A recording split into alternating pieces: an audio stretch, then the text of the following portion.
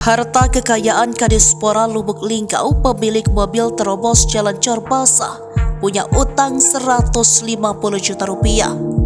Sosok Kadispora Lubuk Linggau, Dr. Andes Haji Purnomo MPD, kini tengah menjadi sorotan. Bagaimana tidak?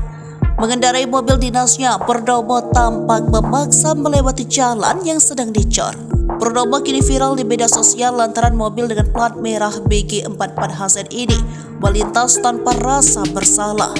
Akibatnya, kondisi jalan yang baru saja dicor itu menjadi rusak dilindas kendaraan karena Purnomo memaksa melintas. Mirisnya, kejadian itu sempat direkam oleh pekerja proyek di lokasi. Namun, meski direkam seolah tak dihiraukan pemilik mobil hingga viral di media sosial.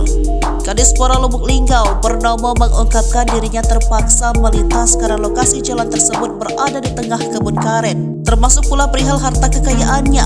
Dikutip dari laporan harta kekayaan penyelenggaraan negara KPK tahun 2022 yang dilaporkan 17 Januari 2023, jumlah kekayaan Purnomo mencapai 827 juta rupiah.